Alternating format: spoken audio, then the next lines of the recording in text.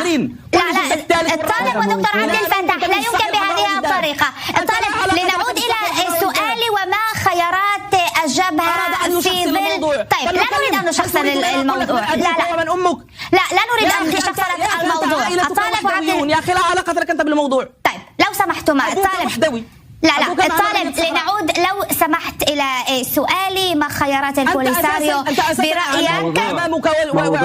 لا دكتور عبد الفتاح لا يمكن بهذه الطريقة لو سمحت. أمامك. طيب دكتور عبد الفتاح نعوم الباحث في الشؤون السياسية والاستراتيجية، أهلا بك معنا. كما ينضم إلي من باريس الباحث في معهد دراسات الأمن في أوروبا الأستاذ بيير بيرتيلو، أهلا بك. ومن إسبانيا الناشط السياسي الصحراوي الأستاذ الطالب علي سالم، أهلا بكم جميعا. ودعوني أن أبدأ معك طالب يعني لتحدثنا عن أهمية هذا المؤتمر بالنسبة لكم وإلى ماذا يهدف سيما وأنه يأتي في وضع استثنائي. السلام عليكم، شكرا على الاستضافة. بالطبع وكما أشرتم هذا لا يعتبر مؤتمرا عاديا لجبهة البوليساريو، بل هو مؤتمر تاريخي ومؤتمر استثنائي لعدة عوامل. العامل الأول منهم هو أنه أول مؤتمر بعد العودة أو إعلان العودة للكفاح المسلح ضد الاحتلال المغربي، والعامل الثاني هو أنه أول مؤتمر حيث الشعب الصحراوي متوجه بطريقة شاملة ومطلقة نحو بناء استراتيجية عسكرية جديدة لتصعيد الحرب وفرض السيادة والاستقلال. هو مؤتمر يعني لمراجعة الذات ورص الصفوف بين القاعدة والقيادة لجبهة البوليساريو والقاعدة الشعبية. هو مؤتمر للتخلص من كل العوائق الداخلية والتوجه نحو يعني وحدة وطنية ترسخ وتجسد إرادة وكفاح وثورة شعب الصحراء الغربية. وهنا أريد أن أشير بطريقة سريعة على شيء في غاية الأهمية، وهو أنه في يوم 10 مايو في سنة 1973 تم إقامة أول مؤتمر لجبهة البوليساريو على أرض الصحراء الغربية تحت شعار بالبندقية ننال الحرية. ويعني اليوم 50 سنة بعد ذلك يتم اليوم تنظيم هذا المؤتمر السادس عشر لجبهة البوليساريو تحت عنوان تصعيد القتال لطرد الاحتلال واستمرار السيادة. واللافت هنا هو أنها البندقية كانت في أول مؤتمر للجبهة شعارا وعنوانا، و50 سنة بعد ذلك يعني البندقية هي عنوان وشعار هذا المؤتمر. وهذا يعتبر رسالة واضحة من طرف شعب الصحراء الغربية إلى قيادته وإلى عدوه المغربي وإلى دول المنطقة وإلى أصدقائه وإلى خصومه على أنه شعب الصحراء الغربية متوجه نحو يعني الكفاح والتصعيد والمقاومة، وخصوصا التصعيد العسكري حتى الوصول إلى بسط سيادة الدولة الصحراوية على كل أراضيها. فنحن كصحراويين نعلم علم اليقين أنه الوضع الحالي ليس بجنة بالنسبة للصحراويين، فهناك الكثير من المعاناة، لكن في المقابل الوضع بدون جبهة البوليساريو كممثل وحيد للشعب الصحراوي هو سيكون عبارة عن جحيم نحو المجهول بالنسبة للصحراويين. نعم أستاذ بيير، يعني مؤتمر ينعقد في وقت حساس كما ذكرنا، ما الذي يتوقعه الاتحاد الأوروبي من جبهة البوليساريو وكيف تتابع الدول الأوروبية هذا المؤتمر؟ الدول الأوروبية تنظر باهتمام هذا المؤتمر لأن السياق هو الحرب الأوكرانية التي تغير الأمور، بحيث أن الوقت هو تعزيز موقف الجزائر والذي هي منتج ومصدر للمحروقات لا سيما للغاز. ونعرف أن هناك محاولات مغازلة الجزائر من قبل إيطاليا وفرنسا والتي تريد أن تأخذ مصالح الجزائر بالحسبان. وننتظر لنرى قرارات هذا المؤتمر وموقف الجزائر أيضا منه. علينا أن نبقى حذرين. أعتقد أن دولة كإسبانيا بالنسبة للبعض يمكن أنها ارتكبت خطأ بالخروج عن موقفها المتوازن في هذا الملف، ونرى أن علاقاتها الاقتصادية مع إسبانيا ساءت وهذا يؤثر عليها سلبا في أزمة الطاقة. لن نريد اتباع الموقف الإسباني تحديدا ليس في فرنسا، ونريد أن نستمع إلى مطالب البوليساريو حتى وإن لم يعترف الأوروبيون وفرنسا بهذه المنظمة، ولكن موقف فرنسا والموقف الأوروبي لن يتطور بالاتجاه الذي يرغب به المغرب الذي يريد الاعتراف بسيادتها الكاملة على الأراضي الصحراوية، وكما اعترفت بذلك الولايات المتحدة. نحن سنراقب وسنبقى حذرين في تصريحاتنا لأننا لا نريد إغضاب الجزائر حتى وإن بقينا أصدقاء وشركاء للمغرب. نعم دكتور عبد الفتاح، مؤتمر يهدف كما ذكرنا إلى انتخاب قيادة جديدة، ويدور حديث عن رسم استراتيجية سياسية وعسكرية جديدة لمحاربة الجانب المغربي. كيف ينظر المغرب برأيك إلى هذا المؤتمر؟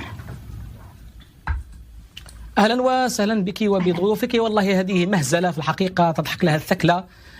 جماعة من المرتزقة خارج أي شرعية، لا يعرفون شيئا لا عن انتخابات ولا عن تقرير مصير ولا كل هذا الكلام. يحتجزون مئات الناس في مخيمات خارج رقابة وخارج سلطة الأمم المتحدة والمفوضية السامية لشؤون اللاجئين.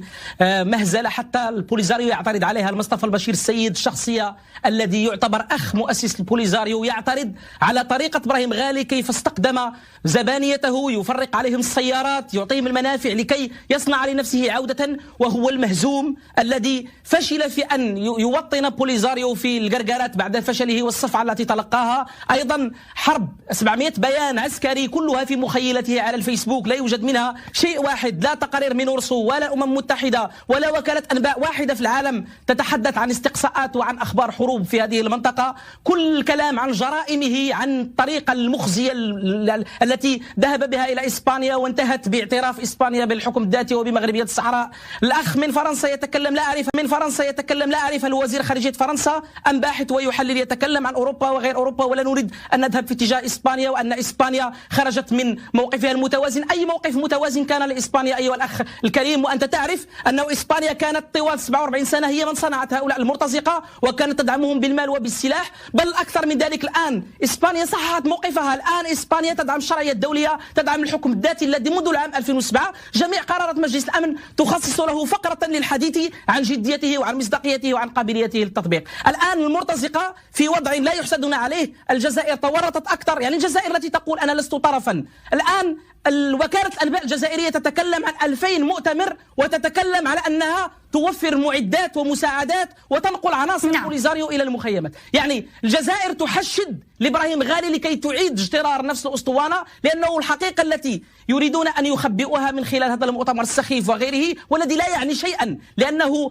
الخطيئة الأساسية منظمة بوليساريو منظمة غير شرعية، منظمة إجرامية تتعامل فيها 100 عنصر يتواجدون في داعش ويتواجدون في بوكو حرام وفي نفس الوقت يتواجدون في منظمة بوليساريو. ما يفعلونه الآن هو كله هروب من الواقع الأليم الذي يعانونه منذ أن مات محمد عبد العزيز منذ إذن، وإبراهيم غالي في الفشل تلو الفشل، والآن سيراكم المزيد من الفشل. الحديث عن أنه هذا البوليساريو يرص الصفوف، أي صفوف سيرص بوليساريو الآن يجند الأطفال. أستاذ من فرنسا، ألا يمكن أن تتكلم عن هذا؟ البوليساريو يجند الأطفال. طيب. هذا لم نشاهده دكتور عبد الفتاح، ونشاهده في سنتوسع بهذا بعد قليل، لو سمحت ابقى معي. الطالب استمعت إلى هذا الطرح، ولكن فيما يتعلق بالبوليساريو وجبهة البوليساريو داخليا خلال هذا المؤتمر سيتم تغيير القيادة كما ذكرنا، وبإضافة إلى إبراهيم غالي هناك مرشح آخر. نتحدث عن البشير مصطفى الأخ الأكبر لمؤسس البوليساريو. ما حظوظ غالي إذا، لا سيما وأن هناك معارضة شديدة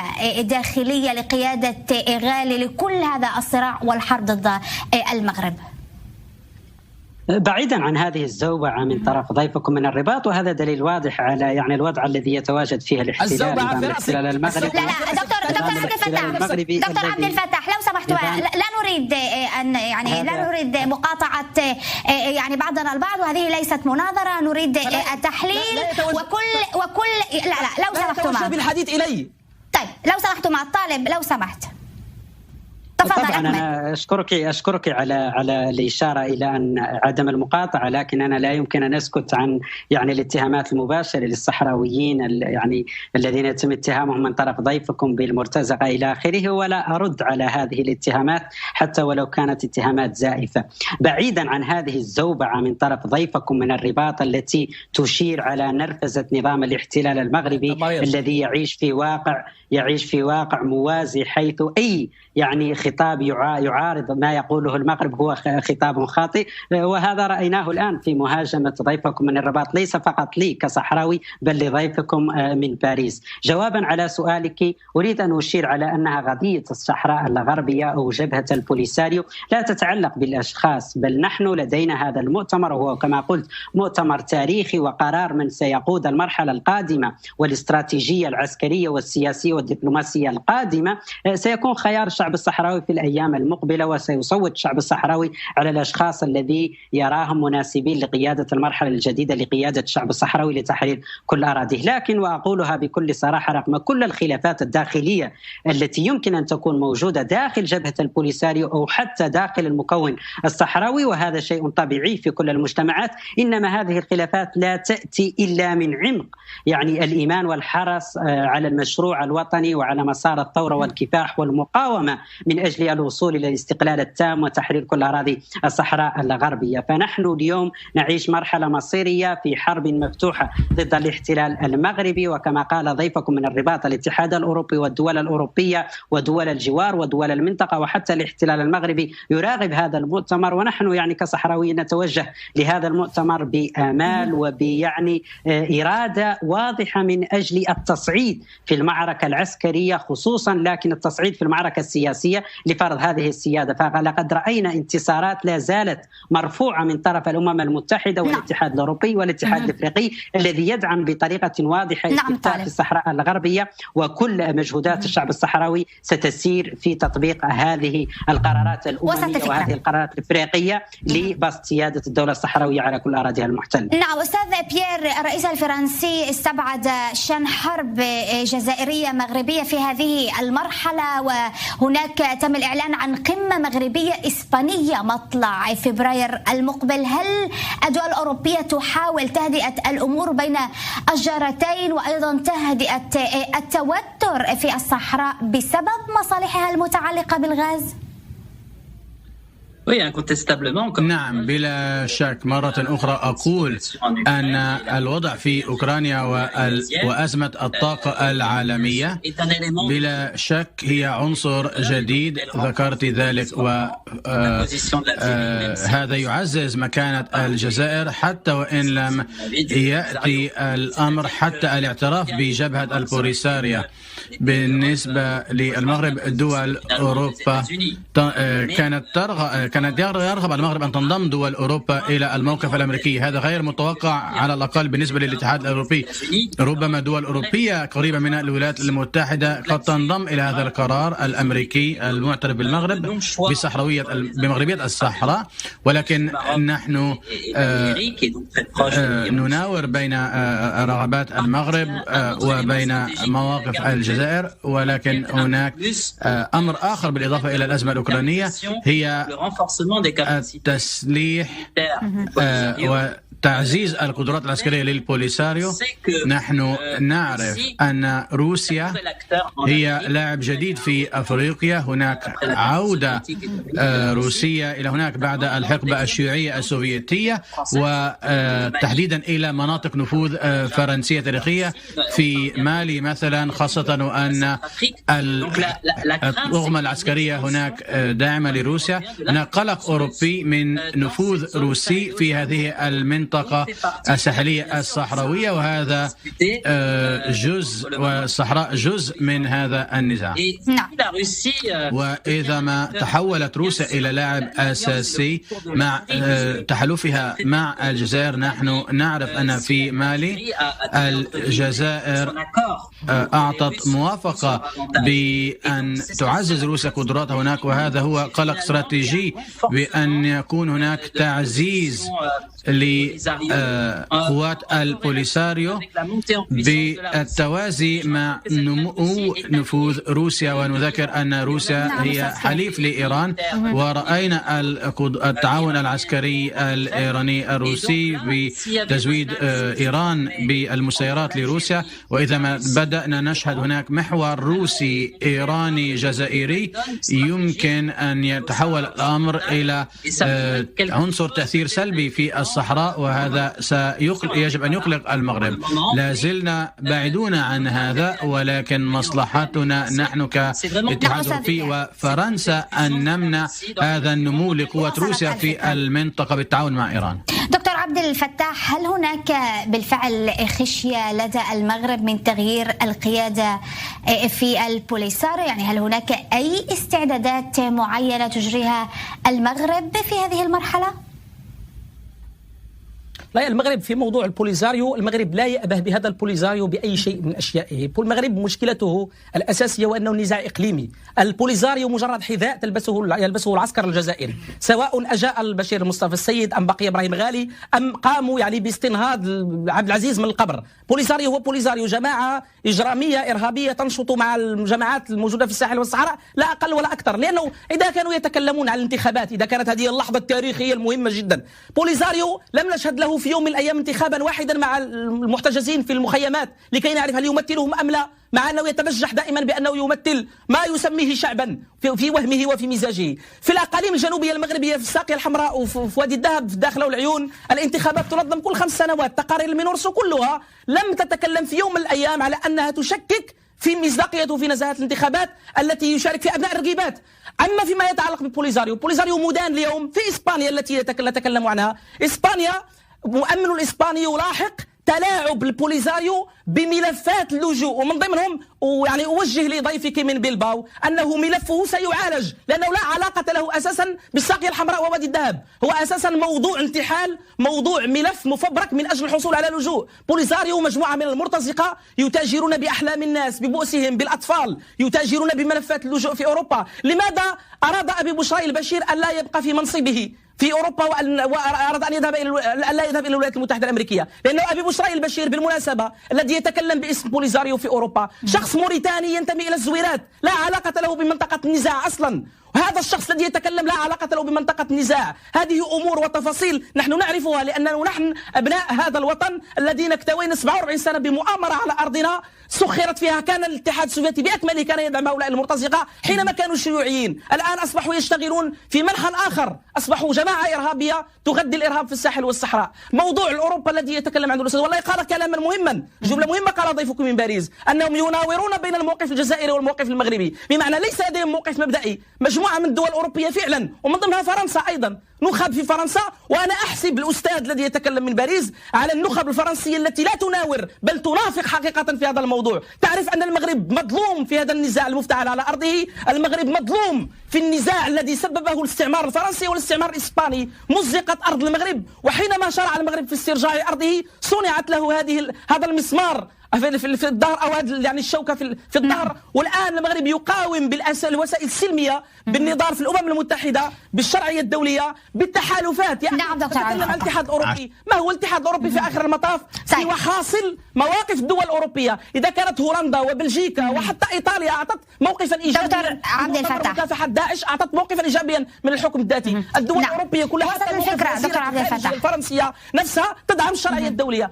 يعني كلام خارج سياق، خارج نقاش. وصلت الفكرة، لا تبقى لي، فهي زوبعة في فنجان. طيب وصل الفكرة، ابقى معي. أطالب، يعني ذكرنا التحركات الأوروبية لتهدئة الوضع، وحتى أن إسبانيا في هذه المرحلة تريد طوي صفحة الخلاف مع المغرب. ما خيارات البوليساريو في ظل هذا؟ يعني هل تسعى الجبهة إلى البحث عن حلفاء وداعمين جدد؟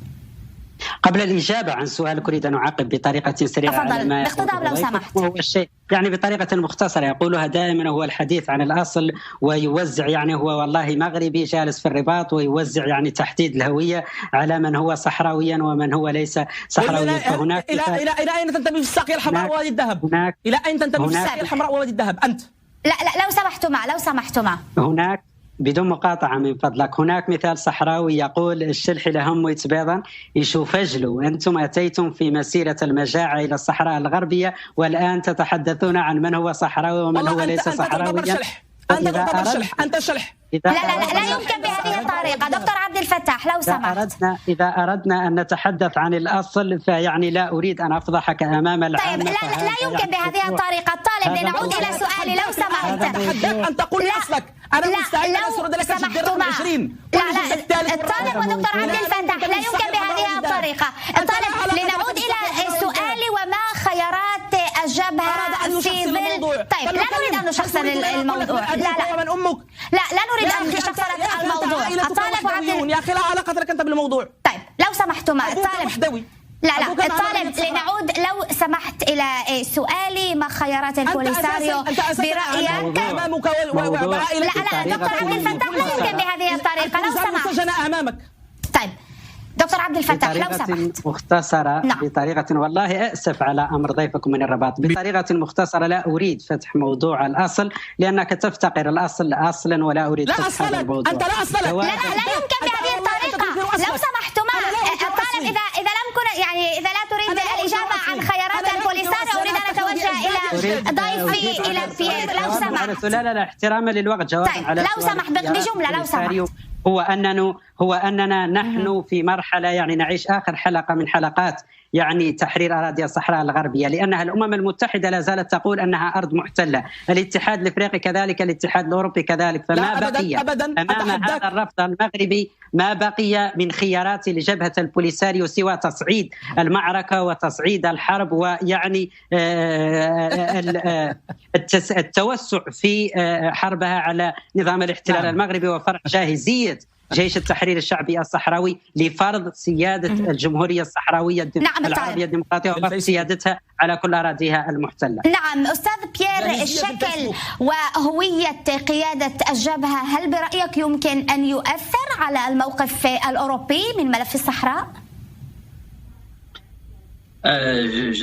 لا أعرف إذا ما كان تطور البوليساريو ستكون له تداعيات، ولكن يبدو أن تجديد إدارة غالي تعكس الخط الخشن للجبهة مقارنة بخط أكثر اعتدالا كان يعارض خط غالي. ولكن إذا ما استمر الرئيس الحالي في قيادة الجبهة ربما هذا الخيار يعكس استمرار الخط المتشدد. ابقى معي لو سمحت، أريد تعقيب أخير. للأسف لم سبق لي الوقت. بجملة دكتور عبد الفتاح قبل أن ننهي هذه الحلقة، بجملة.